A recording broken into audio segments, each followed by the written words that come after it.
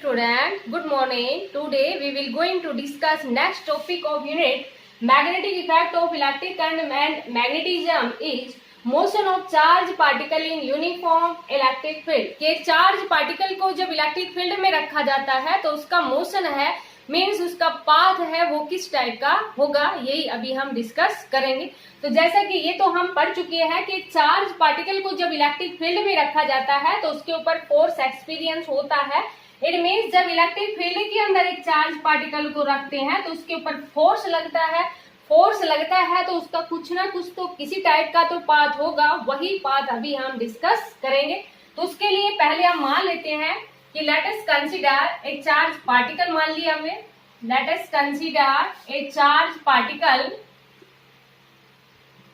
एक charge particle मान लिया हैविंग मास m, मास है वो कितना मान लिया m and charge q, charge है वो कितना मान लिया q, मूविंग विद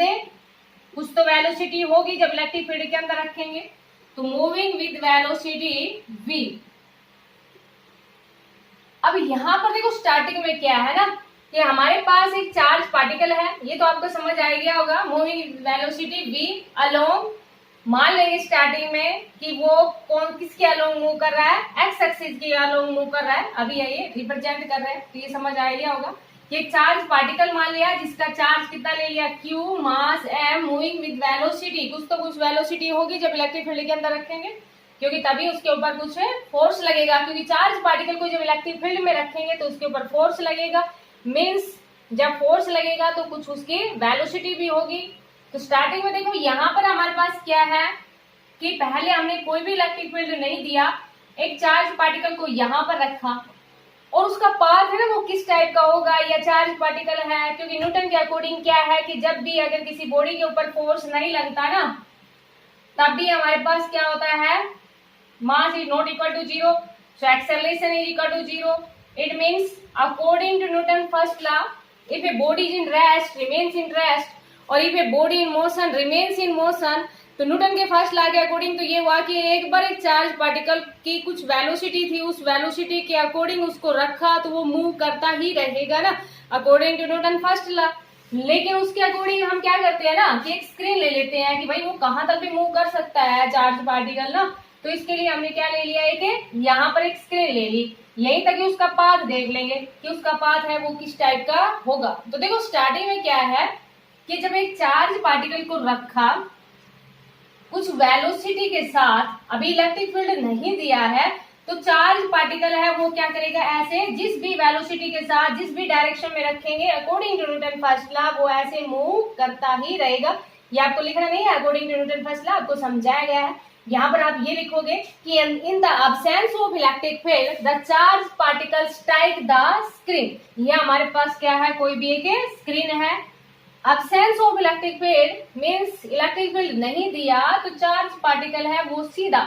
जिस भी वेलोसिटी के साथ उसको रखा है, जिस डायरेक्शन में रखा है, तो जैसे एक्स एक्सिस की तरफ उसको रखा था तो वो क्या करेगा, ऐसे मूव कर जाएगा। और एक स्क्रीन रख ली तो एक स्क्रीन को ऐसे बिल्कुल स्ट्रेट लाइन में स्ट्राइक करेगा। अब यहाँ पर तो हमारे पास आर्टिकल तो क्या है कि उसको इलेक्ट्रिक फील्ड में रखना है ना, तो उसके लिए हम क्या मान लेंगे कि इलेक्ट्रिक फील्ड अप्लाई कर देते हैं। अब ये जो चार्ज पार्टिकल लिया था इसको क्या कर देते हैं, कुछ इलेक्ट्रिक फील्ड अप्लाई कर देते हैं। अच्छा, इलेक्ट्रिक फील्ड की डायरेक्शन है वो क्या होती है, पॉजिटिव से नेगेटिव की तरफ होती है। इट मीन्स यहाँ पर हमने जो इलेक्ट्रिक फील्ड अप्लाई किया है ना चार्ज पार्टिकल को, वो कौन सी डायरेक्शन में अप्लाई कर दिया, वाई डायरेक्शन में अप्लाई कर दिया, नहीं। अब देखो ये इलेक्ट्रिक फील्ड तो आप कितना भी अप्लाई कर सकते थे ना, तो हम मान लेंगे ना कि यहाँ से यहाँ तक कितने रीजन तक अप्लाई किया हमने, ये एक्स एक्सिस था, तो मीन्स हमने जितने रीजन तक इलेक्ट्रिक फील्ड अप्लाई किया है वो कितने रीजन तक किया है, एक्स रीजन तक किया है। देखो क्या होगा, ये पॉजिटिव है और इधर हमारे पास क्या है, नेगेटिव, क्योंकि इलेक्ट्रिक फील्ड लाइंस है वो पॉजिटिव से स्टार्ट होती है नेगेटिव पे टर्मिनेट होती है, मीन्स डायरेक्शन पॉजिटिव से नेगेटिव की तरफ होती है हमारे पास। तो देखो यहाँ पर क्या है आप कि जब एक्स रीजन तक, इतनी रीजन तक इलेक्ट्रिक फील्ड अप्लाई किया है ना, तो क्या होगा कि जैसे ही हम इलेक्ट्रिक फील्ड अप्लाई करते हैं ना तो उसका पाथ है वो स्ट्रेट की बजाय, क्योंकि इलेक्ट्रिक फील्ड अप्लाई करने से चार्ज पार्टिकल है उसके ऊपर फोर्स लगेगा,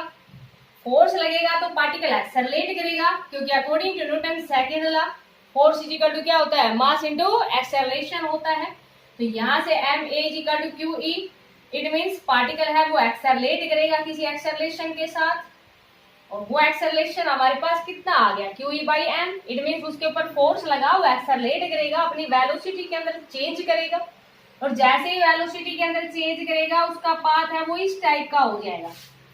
मीन्स यहाँ पर जब एक चार्ज पार्टिकल को ना इलेक्ट्रिक फील्ड में रखेंगे तो उसका पाथ है वो किस टाइप का होगा, पैराबोलिक पाथ होगा। ये हम शो करेंगे कि पाथ है चार्ज पार्टिकल के द्वारा इलेक्ट्रिक फील्ड में वो पैराबोलिक पाथ होगा, तो ये अभी हम शो करेंगे। तो देखो क्या होगा कि जितने रीजन तक, जैसे कि यहाँ से यहाँ तक इलेक्ट्रिक फील्ड अप्लाई किया, वहां तक तो उसका पाथ था, मान लेंगे कि ये कितनी डिस्टेंस है, वाई से रिप्रेजेंट किया बेटा, ये वाई है, ध्यान रखना इसका।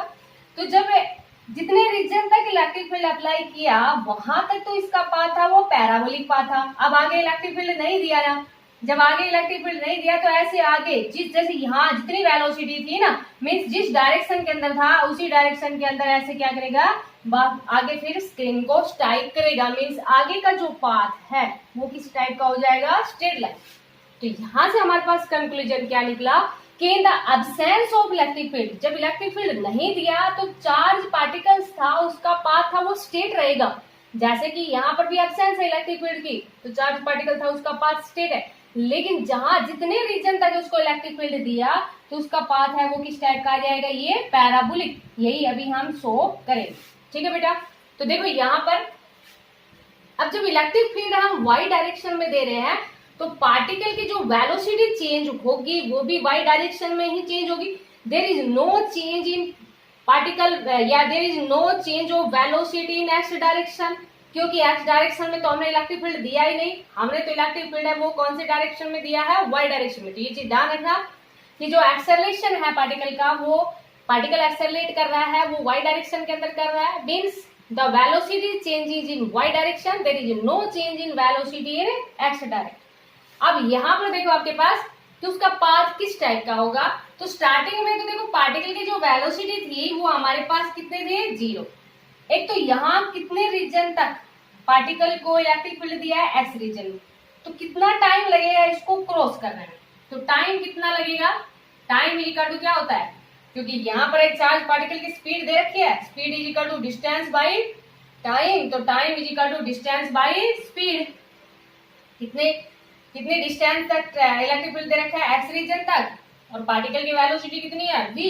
तो time taken by the particle to cross the region या to cross the electric field is equal to t is equal to X by v। अब इसका पाथ किस टाइप का होगा, क्योंकि हमारे पास यहाँ पर एक्सेलरेशन भी है और स्टार्टिंग में पार्टिकल की वेलोसिटी थी वो 0 थी, जैसे इलेक्ट्रिक फील्ड दिया तब उसका जो स्टार्टिंग में मीन्स इनिशियल वेलोसिटी है पार्टिकल की वो 0 है, लेकिन जब पार्टिकल को वेलोसिटी दे रहे हैं तब वो क्या कर रहा है, स्ट्रेट लाइन के अंदर मूव कर रहा है in absence of electric field, और in presence of electric field path है वो किस टाइप का हो गया, पैराबोलिक। तो यहाँ पर कौन सी इक्वेशन लगा देंगे पाथ निकालने के लिए, सेकंड यूनिफॉर्म एक्सेलरेटेड मोशन की second equation, s is equal to ut plus half है एटी स्क्वायर। यहाँ पर कितने डिस्टेंस तक इलेक्ट्रिक फील्ड दिया है, y तक, u कितना है 0, क्योंकि ये पार्टिकल था वो x डायरेक्शन में जा रहा था, स्टार्टिंग में इनिशियल वेलोसिटी थी वो y डायरेक्शन के अंदर कितनी थी, स्टार्टिंग में 0 है ना, जब इलेक्ट्रिक फील्ड दिया है तब इसकी वेलोसिटी आई है। तो y is equal to u कितना है 0 t प्लस हाफ, एक्सेलरेशन अभी हमने निकाला था कितना आया था, q बाई m, और t की जगह हम कितना पुट कर देंगे, x बाई v का स्क्वायर। ये बात समझ में आ गई होगी आपको। इनिशियल वेलोसिटी इन y डायरेक्शन में, क्योंकि यहाँ पर हम कौन सी डायरेक्शन का लगा रहे हैं, y डायरेक्शन का लगा रहे हैं, और इनिशियल वेलोसिटी इन y डायरेक्शन में स्टार्टिंग में हमारे पास कितनी है 0, क्योंकि यहाँ पर स्टार्टिंग में चार्ज पार्टिकल जिसका चार्ज q था, मास m था, वेलोसिटी v, उसको कौन सी डायरेक्शन में मूव करवाया है, x डायरेक्शन में। इट मीन्स y डायरेक्शन में वेलोसिटी कितनी थी 0। तो यहाँ ये वैल्यू पुट कर दी, y इज इक्वल टू यहाँ से हमारे पास देखो कितना आ गया, half QE by m x square by v square. तो यहाँ से देखो इसको हम क्या लिख देंगे, x square is equal to, इसको क्रॉस मल्टीप्लाई में ले जाए उधर, 2m y v square 2m we square into y divide by ये आ जाएगा यहाँ नीचे, कितना आ जाएगा क्यू ई एक्स स्क्वायर को उस साइड लेंगे। समझ आ गया होगा। अब देखो यहाँ पर एक पर्टिकुलर वैल्यू के लिए देखो कितना इलेक्ट्रिक फील्ड दिया, कांस्टेंट है, जैसे मान लीजिए कितने भी न्यूटन पर कूलम दिया है। चार्ज पार्टिकल का मास कितना है, चार्ज कितना है, स्टार्टिंग में उसको वेलोसिटी कितनी दी है एक्स डायरेक्शन के अंदर, ये वेलोसिटी है वो कौन सी डायरेक्शन के अंदर है, एक्स डायरेक्शन के अंदर, क्योंकि वाई डायरेक्शन में इनिशियल वेलोसिटी कितनी है 0। समझ आ गया होगा। तो यहाँ से एक्स स्क्वायर इक्वल टू ये सारा का सारा क्या है कांस्टेंट, और कांस्टेंट है तो यहाँ पर कितना लगा दिया के, और ये आपको समझ आ गया होगा। मैथ के अंदर आपने पढ़ा था ना पैराबोला की इक्वेशन, इस तरह से नहीं पढ़ी थी, y square equal to 4ax, x square equal to 4ay, एक माइनस में था तो दो माइनस में दो प्लस में, तो ये प्लस की वैल्यू आपने देखी थी इस तरह से, y square equal to 4ax, x square equal to 4ay। तो यहाँ 4a भी तो हमारे पास कांस्टेंट ही था ना, तो यहाँ पर भी k क्या है कांस्टेंट ही है, तो एक्स स्क्वायर इक्वल टू क्या आ गया हमारे पास ky आ गया। तो यहाँ से हम क्या रिप्रेजेंट कर देंगे कि जो पाथ है वो किस प्रकार का हो जाएगा, this follow the equation of parabola. So path है वो किस प्रकार का हो जाएगा, पैराबोलिक पाथ। तो एक चार्ज पार्टिकल को जब इलेक्ट्रिक फील्ड के अंदर रखेंगे तो उसका जो पाथ है वो किस टाइप का होगा, पैराबोलिक पाथ होगा, और इन absence of electric field charge particle है उसका पाथ किस टाइप का होगा, स्ट्रेट लाइन होगा। समझ आइए होगा आपको नहीं। अब जैसे कि आपके पास इसके स्पेशल केसेस में लिखना चाहोगे तो क्या लिखोगे कि जब चार्ज पार्टिकल है जिसका चार्ज q है प्लेस्ड इन इलेक्ट्रिक फील्ड, तो उसके ऊपर फोर्स है। देखो जैसे कि मान लीजिए आप इलेक्ट्रिक फील्ड ऐसे नहीं ना, आप इलेक्ट्रिक फील्ड को ऐसे ले लो, इस टाइप से ले लो ना, और आपको क्या दिया जाएगा इलेक्ट्रिक फील्ड की डायरेक्शन आपको पता है क्या होती है, पॉजिटिव से नेगेटिव, और एक चार्ज पार्टिकल को रखा ना, प्लस के चार्ज पार्टिकल को रखा, तो ये क्या करेगा, move in direction of electric field में मूव करेगा ना, क्योंकि चार्ज पार्टिकल किधर जाता है, नेगेटिव की तरफ। पॉजिटिव चार्ज पार्टिकल है तो नेगेटिव की तरफ जाएगा, और अगर अपोजिट डायरेक्शन में रखोगे, जैसे इलेक्ट्रिक फील्ड ये है हमारे पास, और चार्ज पार्टिकल को किस में रखा, in opposite direction of electric field में रखा, तो फोर्स है वो भी कैसा लग जाएगा, फिर नेगेटिव लग जाएगा ना, means opposite direction of electric field लग जाएगा। और एक चार्ज पार्टिकल को जब परपेंडिकुलर रख रहे हो आप, परपेंडिकुलर मीन्स जैसे कि यहाँ पर हमने इलेक्ट्रिक फील्ड था, स्टार्टिंग में मोशन एक्स की तरफ था, फिर हमने जो इलेक्ट्रिक फील्ड है वो कौन सी डायरेक्शन में दिया, वाई डायरेक्शन में दिया, तो पाथ है वो किस टाइप का हो जाएगा, पैराबोलिक पाथ। तो ये था हमारे पास सिंपल सा आर्टिकल है, motion of charge particle in uniform electric field. तो कंफ्यूज नहीं होना है। अगर force on a charge particle electric field पूछा जाता है तो सिंपल सा आर्टिकल है F equal to q E, जो कि फिजिकल सिग्निफिकेंस था इलेक्ट्रिक फील्ड का। ये आर्टिकल है motion of charge particle in uniform electric field, किसका मोशन है, पाथ है वो किस टाइप का होगा, तो पाथ है वो किस टाइप का होगा, पैराबोलिक पाथ। Thank you.